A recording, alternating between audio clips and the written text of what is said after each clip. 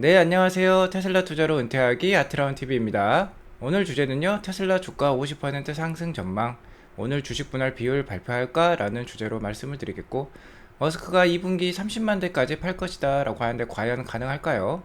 자, 그리고 기가 상하이 5월 판매량과 생산량이 확정이 되었습니다. 제가 어제 커뮤니티 알람으로도 알려드렸는데 이것에 대해서도 알아보겠고, 유럽도 이제 금리 올린다고 합니다. 이분 라가르트 총재께서 얘기를 하셨죠.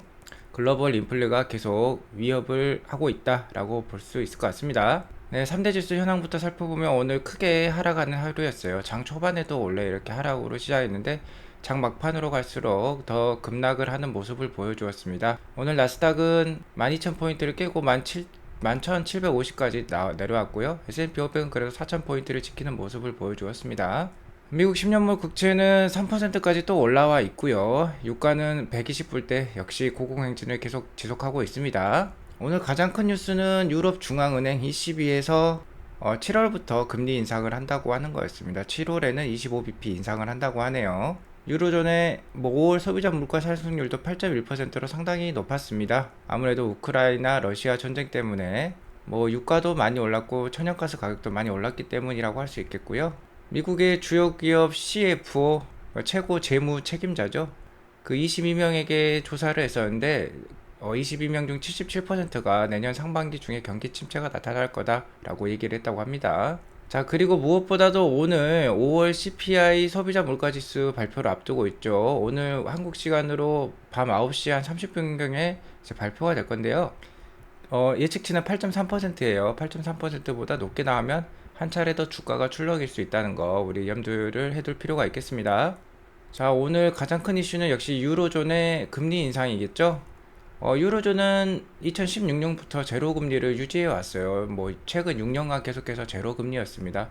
자, 주요국의 기준금리 추이를 보면은요, 미국과 영국은 이렇게 계속 오르고 있는 추세였어요. 지금 거의 1%까지 올라와 있는데, 자, 여기 평평한 0에서 평평한이 막대 보이시죠? 이게 바로 유로존의 기준금리입니다. 유로존은 기준금리를 이때까지 올린 적이 없어요. 최근 6년 동안 올린 적이 없다. 그래서 이번에 금리를 인상한다는 건데요. 자, 고공행진하는 유로존의 소비자 물가 때문이겠죠. 유로화를 사용하는 19개 국가를 대상으로 하는 게 바로 유로존이라고 할 수 있는데, 유럽 19개 국가의 소비자 물가 지수가 7.4%, 그리고 최근에는 8.1%까지 올라와 있어요. 그렇기 때문에 금리 인상을 안 할 수가 없는 상황이죠. 물가는 높고 최근에 계속해서 이렇게 경기 확장 정책을 유지했으니까 물가를 올리는 건, 기준금리를 올리는 거는 당연한 수순이라고 생각합니다. 자, 그래서 올해 연말까지 유로존의 금리 인상 수준은 1.5% 정도가 이상이 되고 있어요. 22년 디셈버, 그러니까 12월까지는 150bp, 그러니까 1.5% 정도까지는 금리 인상을 하지 않겠느냐라고 블룸버그는 판단을 하고 있습니다. 자, 이게 시장에 충격을 주었던 이유는요, 유로존이 최근 6년간 금리 인상을 안 한 것도 있지만 계속해서 긴축 정책에 대해서 말을 안 하다가 갑자기 칼을 빼들었기 때문에 시장 충격이 컸다는 거죠. 오늘도 시장 참여자들이 배신감을 좀 느꼈을 수도 있겠다라고 말씀을 드릴 수 있을 것 같습니다. 아무튼 오늘 소비자 물가 지수, 미국의 소비자 물가 지수죠. 자, 오늘 9시 반에 발표가 될 건데 이게 상당히 중요해졌다라고 볼 수 있겠습니다. 이게 예측치인 8.3%보다 좀 낮게 나오거나 7%대가 나오면은 오늘 주가가 좋을 수도 있겠지만 10%를 넘는다라는 한간의 소문도 있습니다. 그렇기 때문에 오늘 미국 증시가 많이 빠졌다. 이미 알만한 사람들은 다 알고 있기 때문에 미리 매도를 한 것이지 않겠느냐라는 얘기가 나오고 있습니다. 아무튼 오늘 밤이 좀 더 걱정이 되는 하루가 될 것 같아요. 자, 그래서 오늘 맵을 보면 전반적으로 다 빠진 하루라고 볼 수 있겠고요. 아마존도 4% 넘게 빠졌고 애플, 마이크로소프트도 3.6%, 2%나 높게 빠졌어요. 하지만 테슬라는 0.89%로 선방을 했는데 오늘 다른 주식들이 장 초반에 다 빠지고 있을 때 테슬라는 상당히 선방을 했었습니다. 5% 넘게도 올라갔었는데 자, 마이너스로 마감을 하는 안 좋은 모습을 보여주었고요. 나스닥 주봉 차트를 보자면 6월 들어서 11,000포인트 이상에서 12,500 사이를 지금 박스권으로 계속해서 좁은 박스권으로 왔다 갔다 하는 모습인데요. 어쨌든 5월에 5월 달보다는 좀 더 한 단계 레벨업된 주가 흐름에서 좀 버티는 모습을 보여주고 있다고 할 수 있겠습니다. 나스닥의 주봉 차트로 보면 이때가 코로나 시기였는데요. 코로나 시기에도 120 주봉을 이탈했다가 한 3주 만에 상향 돌파하면서 긴 상승을 보여주었는데, 자, 이번에도 그런 모습을 보여주면 좋겠지만 이제 긴축 정책이 시작이 되고 있기 때문에 아무래도 횡보하는 기간이 좀 더 길어질 수 있겠다라고 판단하시면서 보수적인 대응을 하실 필요가 있겠다라고 말씀을 드리겠고요. 테슬라는 오늘 719불로 마감을 했었는데 장중에 766불까지도 올랐었어요. 자, 장 초반에 이렇게 올라서 오늘은 정말 달리는 것이 지 않겠느냐라고 생각했는데 계속해서 내리 빠졌습니다. 앞서서 말씀드렸다시피 오늘 CPI 지수 발표도 있고 ECB에서 금리 인상을 한다고 했기 때문에, 자, 그런 앞으로의 인플레이션과 경기 침체 우려감 때문에 오늘 좀 차익 매물이 많이 나와서 상당 부분 빠졌다라고 볼 수 있을 것 같습니다. 자, 이 차트는 5분봉 차트예요. 분봉 차트고요. 아무튼 계속해서 이렇게 질리는 장세를 만들어내고 있습니다. 오늘도 아마 우리 한국 투자자분들은 장 초반에 안 주무시고 봤으면 상당히 기분이 좋으셨을 겁니다. 766불까지도 장 초반에 올랐으니까요. 그래서 오늘은 좀 달리는 거 아닐까? 몇 주 사볼까 해서 들어가시는 분들도 있을 건데, 주가가 내리 719불까지 빠지면서 아침에 일어났을 때는 상당히 기분이 안 좋으실 법도 합니다. 이렇게 계속해서 투자자들을 질리게 만들어야지 메이저 세력들, 돈 많은 사람들이 돈을 또 벌 수 있는 것이니까요. 너무 이런 거에 대해서 질리실 필요가 없겠다. 어쨌든 우리는 뭐 5년, 10년 길게 테슬라 투자를 하기로 했기 때문에 너무 이런 거에 대해서 기분 나쁘게 생각하지 마시고, 원래 주식은 이런 것이다 라고 생각하면서 후루를 털어버리고 앞으로 계속 무던히 나아가시면 됩니다. 자, 그런 차원에서 제가 힘을 복돋을 만한 뉴스를 하나 또 가지고 왔는데요. UBS 증권사에서 테슬라 주가가 앞으로 50%는 올라갈 가능성이 높다라고 발표를 했고요. 원래는 뭐 바이가 아니었어요. 그러니까 중립 의견에서 오늘 바이, 그러니까 매수 의견으로 올렸습니다. 자, 상하이가 점점 정상화되는 모습이 보이고 앞으로 호재가 많기 때문에 이렇게 올렸다는 거예요. 그래서 향후 3년간 EPS의 연평균 성장률은 40%, 그러니까 해마다 40% 복리로 올라간다는 겁니다. 그래서 2025년 EPS 예상치를 28불까지 봤더라고요. 자, 제 생각보다는 좀 낮게 보고 있지만 어쨌든 28불이라고 하면은 테슬라 주가를 750불 정도로 기준했을 때 PER이 27배밖에 안 돼요. 테슬라가 TTM 기준으로는 PER이 거의 100배 가까이 되는데 27배까지 떨어진다는 거는 그만큼 EPS 성장이 높다, 실적 성장이 높다는 걸 뜻하는 거죠. 자, PER 27배면요, 경기 방어주 수준의 PER밖에 안 됩니다. 뭐 코카콜라 이런 주식들이 PER이 27배밖에 안 돼요. 자, 그러니까 이렇게 PER이 떨어진다는 거는 그만큼 현재 테슬라 주가가 싸다는 것을 반증한다고 할 수 있겠습니다. 750불대 주가는 상당히 싼 주가다라는 것을 말하고 있고요. 자, 테슬라를 좋게 보는 이유를 6가지 이렇게 들고 있는데, 당연히 기가 상하이가 이제 백투 노멀로 들어가고 있죠. 자, 이번 달부터 정상 가동이 됩니다. 100% 돌아간다는 뜻이고요. 2분기는 그냥 계절적인 뭐 비수기다, 약했다라고, 단기적으로 약한 부분이다라고 지금 인정을 하고 있고요. AI 데이 때 아무래도 새로운 FSD, 새로운 휴머노이드 로봇을 발표하지 않겠느냐라고 얘기가 나오고 있습니다. 이것에 대한 기대감도 있겠고, 베를린과 기가 텍사스가 램프업 속도가 빨라지고 있다고 또 얘기를 하고 있고요. 현재 자동차 마진율이 30%가 넘어가죠. 그로스 마진이 30% 넘어가니까 마진율이 탁월하다라고 얘기하고 있고, 무엇보다도 내년에는 사이버 트럭 런칭을 앞두고 있다는 거죠. 자, 애널리스트 패트릭 험멜, 그러니까 UBS의 애널리스트겠죠. 이분께서 하시는 말씀이 테슬라의 미래는 그 어떤 때보다도 지금 밝다라고 얘기하고 있습니다. 상당히 밝다는 거죠. 오도도 많이 있고 이런 호재 요인이 많이 있기 때문에 미래 가치가 촉망이 된다라고 얘기하고 있고, 테슬라가 글로벌 배터리 EV 시장의 20% 정도를 점유를 하고 있죠. 자, 2030년까지 이 점유율을 유지한다면 세계 3대 자동차 제조업체가 될 수 있다고 합니다. 아무래도 뭐 도요타랑 폭스바겐, 테슬라 이 정도를 뜻하는 것이겠죠. 그러니까 이제 2030년에는 1000만대까지 팔 수 있다는 것입니다. 그렇게 생각하시면 되겠고요. 자, 어제 기가 상하이 5월 판매량이 발표가 되었고, 제가 이것과 관련돼서 커뮤니티 알람도 이렇게 드렸었는데요. 생산량이 33,500대가 나오면서 4월 달에 한 10,000대 정도 생산을 했었거든요. 그래도 그 3배 이상 바로 램프업을 시켰습니다. 그러니까 정상화되는 속도가 상당히 빠르다라는 것을 알 수 있겠고요. 자, 판매 대수는 32,000대를 기록을 했습니다. 그래서 전월이 1,500대밖에 못 팔았는데 32,000대를 기록했으니까 전월 대비 상당히 판매량이 늘어났고, 자, 뭐 4, 5월 달에는 역시 수출에 더 집중을 하죠. 자, 그래서 월말에는 이제 로컬 판매에 집중을 하고 있는 게 테슬라입니다. 그래서 수출은 22,000대를 했다라고 보시면 될 것 같고요. 대부분 유럽으로 수출하고, 자, 어제 숫자가 괜찮게 나와서 프리장에 테슬라가 잘 올랐었어요. 그리고 오늘 나온 뉴스로는 테슬라가 6월 달부터 자 100% 가동으로 올라온다라고 얘기가 나왔습니다.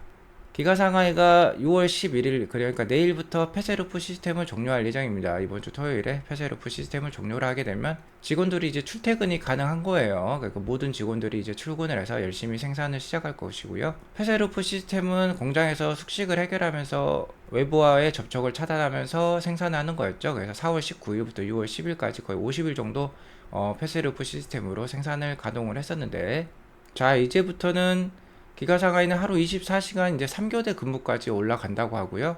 그렇게 되면 하루 생산량이 이제 2860대의 모델 Y, 모델 3를 생산할 수 있습니다. 그렇게 되면은 한 달 맥스로 따졌을 때 85,000대까지도 생산할 수 있는 이제 수준에 이르를 것이다 라고 볼 수 있을 것 같습니다.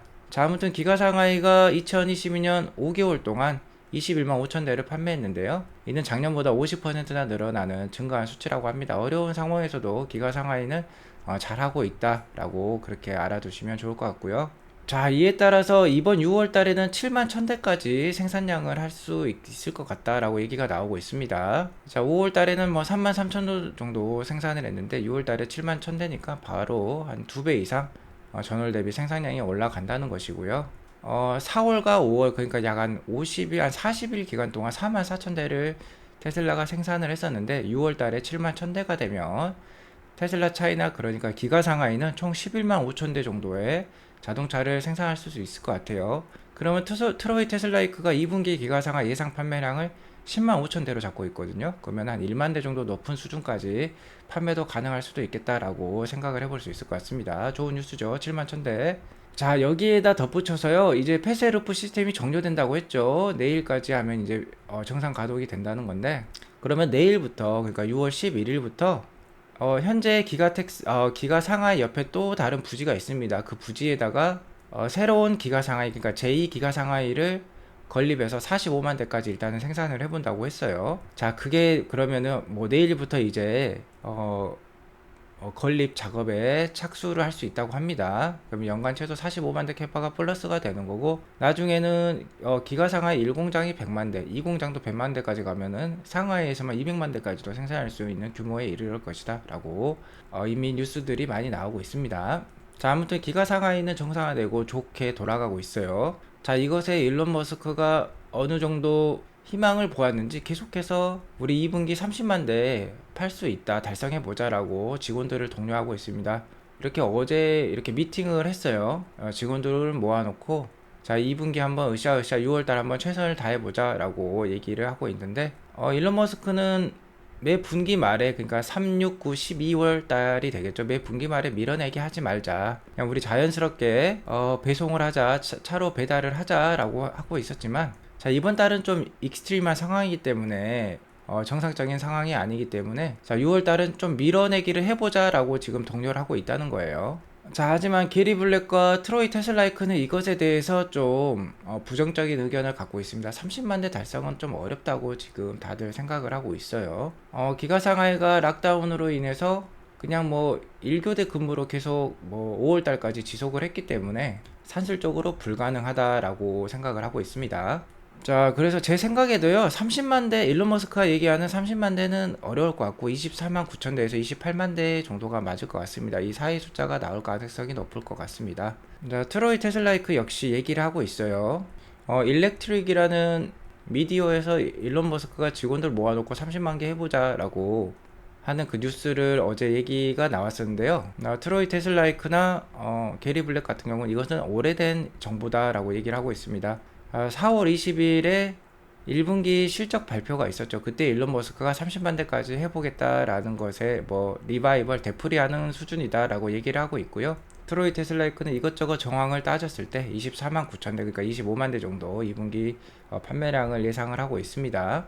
그래서 2분기 트로이 테슬라이크의 기가 상하이 예상량을 보면 10만 5천 대였어요. 근데 아까 기가 상하이에서 6월 달에 7만 한 1000대까지 생산을 해본다고 했으니까 한 10,000대 정도 더 늘어날 수 있을 것 같다라고 보고요. 그러면 한 26만 대 수준이 좀 맥스로 잡을 수도 있을 것 같습니다. 어쨌든 2분기 생산량도요. 1분기에 비해서는 프리몬트나 베를린이나 텍사스는 상당히 뭐 한 2만 대 정도 늘어나는 수준이에요. 다 합쳤을 때. 자, 그렇기 때문에 상해에서 최선을 다하더라도 한 25만 대에서 26만 대 수준이 나올 가능성이 높아 보입니다. 참고하시기 바라겠고요.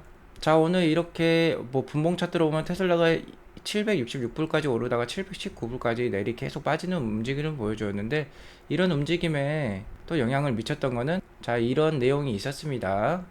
미국 도로교통안전국이라고 할 수 있는 NHTSA에서 뭐 작년에 있었던 사고죠. 테슬라의 모델 S가 뭐 구급차라든지 경찰차라든지 이렇게 파킹되어 있는 차를 이렇게 부딪힌 적이 있습니다. 오토파일럿에 의해서 뭐 부딪혔다고 하고요. 자, 이것과 관련해서 NHTSA에서는 2014년부터 2021년까지 생산된 테슬라의 83만 대의 리콜 가능성을 제시하면서 월스트리트 저널이 또 이런 뉴스를 올렸었어요. 하지만 이것 역시 어느 정도 퍼드가 될 수 있을 것 같습니다. 왜냐면 이거는 그냥 소프트웨어적인 문제가 될 수 있다면 OTA로 해결하면 되는 거거든요. 그러니까 리콜까지 실제로 카센터에 차가 입고가 될 필요는 없습니다. 그냥 자고 일어나면은 고쳐질 수 있는 에러가 될 수 있는데, 이게 아직 어떻게 에러로 되는 것인지에 대해서는 아직 뭐 조사가 더 필요하다는 것이죠.